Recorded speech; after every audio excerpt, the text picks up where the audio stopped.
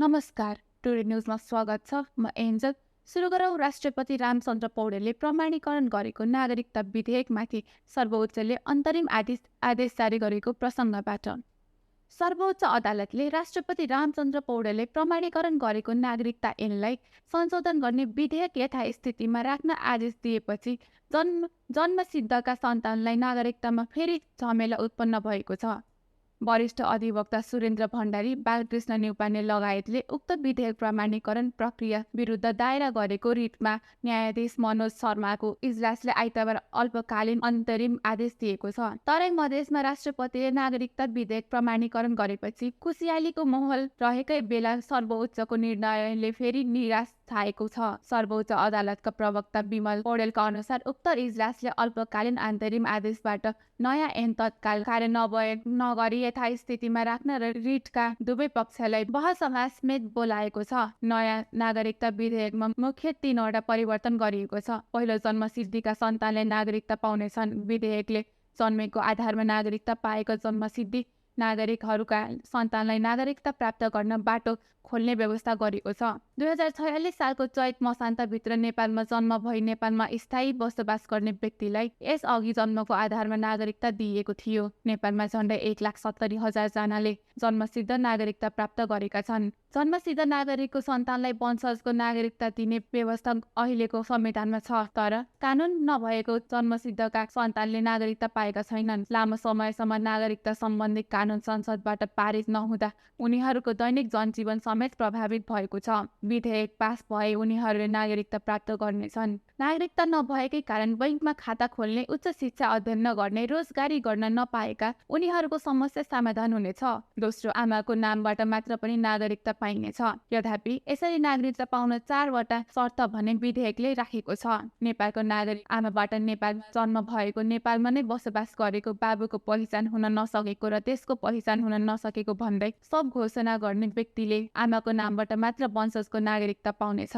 बाबुको पहिचान हुन नसकेको बेहुराको नागरिकता लिने व्यक्ति वा उसको आमाले सब घोषणा गर्नुपर्ने प्रावधान विधेयकमा छ। नेपालको नागरिकता सम्बन्धी ऐन 2063ले नै कुनै व्यक्तिको जन्म हुँदा निजका बाबु वा आमा नेपालको नागरिक भएको अवस्थामा वंशजको नागरिकता प्राप्त गर्ने व्यवस्था गरेको थियो, तर यो व्यवस्था सरकारले कार्यान्वयन गरेको थिएन।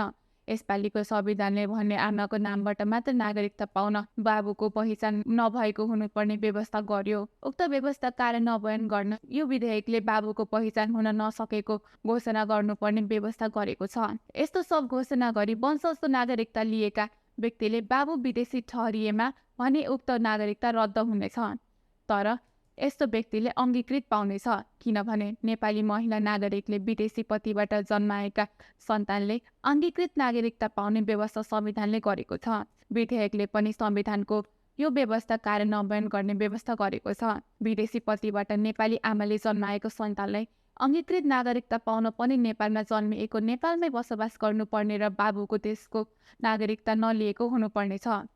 विदेशी नागरिक र नेपाली महिला नागरिकबाट नेपालमा जन्मिएको व्यक्तिले नागरिकता प्राप्त गर्दा उसको बाबु र आमा दुवै नेपाली नागरिकता लिएको अवस्थामा भने वंशजको आधारमा नागरिकता दिने व्यवस्था छ।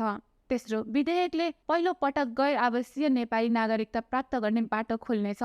विदेशमा रहेका कुनै पनि नेपालीका बाबु वा आमा, बाजे वा बजे साबिकमा नेपालको नागरिक रहेको प्रमाण भए त्यस्ता व्यक्तिले गैर आवासीय नागरिकता प्राप्त गर्नेछन्, तर सार्क मुलुकमा रहेका र बसोबास गरेका नागरिकहरूले यस्तो नागरिकता प्राप्त गर्न सक्ने छैनन्।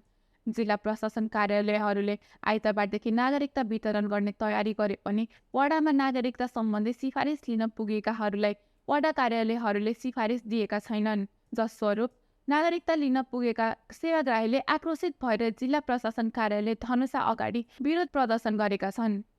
मध्य प्रदेश सरकारले ल्याउन लागेको नीति तथा कार्यक्रमहरूको अधिकांश बुँदाहरूलाई पूर्वत सरकारको कपी पेस्टको रूपमा रहेको टिप्पणी मध्य प्रदेशका सांसदहरूले गरेका छन्। आइतबार बसेको प्रदेश सभाको बैठकमा विनियोजन विधेयक 2080 को सिद्धान्त र प्राथमिकता सम्बन्धमा सभामा अर्थमन्त्री सञ्जय कुमार यादवले पेश गरेको प्रस्तावमाथि बोल्दै सांसदहरूले सो टिप्पणी गरेका छन्। मध्य प्रदेश सरकारले सकारात्मक दिशातर्फ डोर्याउन सक्ने प्रकारको कुनै पनि कार्यक्रम नदेखिएकोले यसमा विशेष रूपमा नीति ल्याउनु पर्ने धारणा सांसदहरूले राखेका थिए। सांसदहरूले अझै समय लिएर विज्ञहरूको सुझाव लिएर नीति तथा कार्यक्रम ल्याउनु पर्नेमा जोड दिए। सांसदहरूले मध्य प्रदेशमा दिन प्रतिदिन लागु औषधि बढ्दै गएको मात्र नभई लागु औषधि ओसर पसार कुरो ओस्य लागु औषधि सेवनकै कारण अपराधिक क्रियाकलापको अवस्था भइरहेको पनि नीति तथा कार्यक्रम यो विषय नगर्नुपर्ने दुर्भाग्यपूर्ण रहेको बताए। आजको युवा भोलिको देशको कर्णधार भन्छौँ, तर उनीहरूको मध्य सरकारले कुनै कार्यक्रम नराख्नु हास्यास्पद कुरा रहेको सांसदको कथन थियो। सांसदहरूले मध्य प्रदेश शिक्षामा अन्त्य पछाडि रहँदा पनि यसलाई प्राथमिकता नराख्नु चिन्ताको विषय भएको उनीहरूको कथन थियो। मध्य प्रदेशलाई आर्थिक रूपमा समृद्ध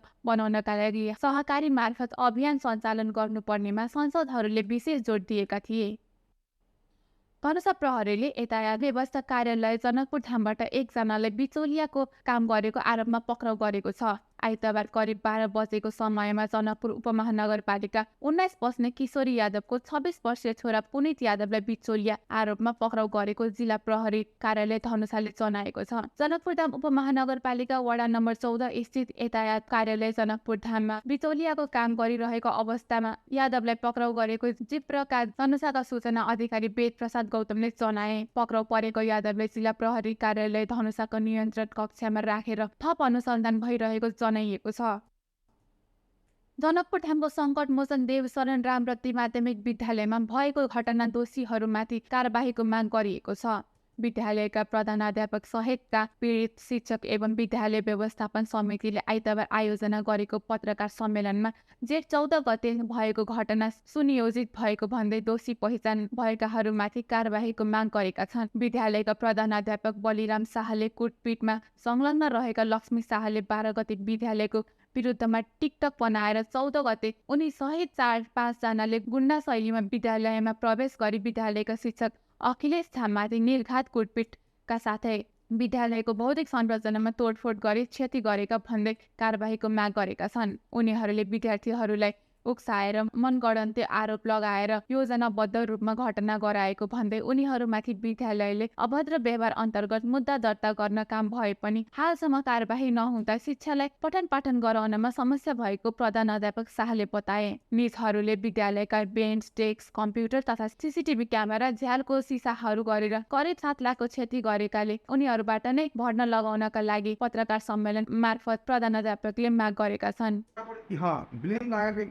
कारणों से एक टाइट के लिए अपने जो हेड सर देखे नहीं था डायरी में अपने सब अब बच्चा से वो कतबो गलती करते तो हम सब ओपनली बच्चा के बारे में नहीं कहे उनका अलग से आप अपने सब देख लें। अच्छा, ये कोचिंग सेंटर के बारे में कनिष्ठा जी की आशा करिए देखो कोचिंग सेंटर पर की खाली पढ़ाई के पाए इहो सब प्रशिक्षण है स्कूल में केना पढ़ाई हो जो कौन टीचर केहन है जैसे अनुशासन पर इहो सब बात हुई है आज विगत के डिपार्टमेंट के। हाँ ये तो भैया सके ना हम नहीं हुई है तो एना केना हेतै अगर कोई बच्चा के वही हिसाब से ट्रेंड नहीं कयल गेल है कोई हिसाब से नहीं सिखायल गेल है संयोजित प्रोग्राम नहीं बनायल गेल है तो अचानक आपके एना केना पीड़ देती है। तकर बाद में हम वही में से गार्जियन तो रहबे नहीं करत वैसे एक आदमी कहते कैसे ना हम कहले अपने सब मारबो कर कौन पोजीशन हमने से इच्छा समझ तो 30 विद्यार्थी के एजेंट के रूप में कोचिंग सेंटर रखने से स्कूल में। हाँ स्कूल में अपना स्कूल में कोचिंग नहीं है कोचिंग से अपने के विज्ञान अध्ययन केंद्र में अहिठमा सब बच्चा सब जाए बच्चा सब एगो के लिए जे 2-3 गो बच्चा अथी कहे एक गार्जियन में बाइट में देखे कि मिथिलेश सर के कोचिंग में पढ़ जाए तो अखिलेश सर सब ओकरा टारगेटेड करे कोचिंग नहीं पढ़ जाए एक तरह से वो काम वाला बा स्वाभाविक हम बादल छी पास कि अहाँ सब स्कूल में पढ़ाबे छी हम जे पढ़ेबे अरुण सर जे पढ़ेथिन कि साइंस बनेको के हो कंप्यूटर बनेको के हो कि हमरा कोचिंग में आप पढ़ब तो हम चेंज कर देबे ओकर डिग्नेशन हमरा घर में जब तो चेंज कर देबे तो ई कहले जिनका सबके पैसा है वास्तविकता कोचिंग करू लेकिन एहनो व्यक्ति है जे जोन कॉपी किताब में किन सके छै हमहू सब सहयोग करे कते बचा के कोचिंग के विरोध में तो अपने फेसबुक पे हाँ अपने हमारे से देखा था बहुत पुराना में कि कोचिंग जे पढ़वे छी तो कहीं गाड़ी अपने चौक पर जान देते बच्चा से कोचिंग पढ़ के बहाना में सिगरेट पीबैत रहे छै कोई बच्चा के हमारे सब स्कूल से आदेश कि अपन बच्चा से भेटे तो ओकरा सजेशन दियो कम से कम नहीं बिगड़े छुट्टी होइ छै हेड से हमरा सब कहे छै कि आगा तक जाकर देखिए कोनो बच्चा बदमाशी नहीं करे ऐ सब को है कि कोचिंग के नाम एक बार कॉल है मार्केट से कोचिंग के नाम नहीं छै अति विज्ञान अध्ययन केंद्र छै वही में अति शिक्षण चाहिँ कोचिङ पढाइ रजिस्टर्ड नहीं एनआरआई हम सब ने क्याम्पस चलबा के विचार छ कि हाल देशभरको अधिकतम र न्यूनतम तापक्रम बढ्दो क्रममा रहेको छ।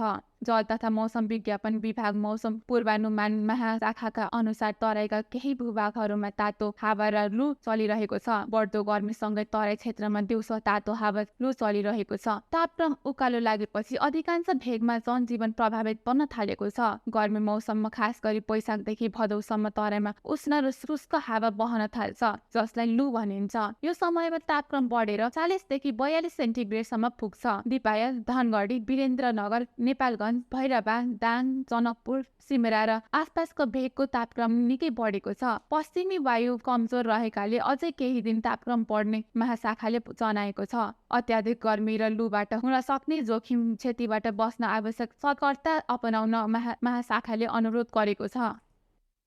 हस्त टुडे न्युजमा अहिलेको लागि यति नै। फेरि अर्को समाचार लिएर पुनः उपस्थित हुनेछौँ।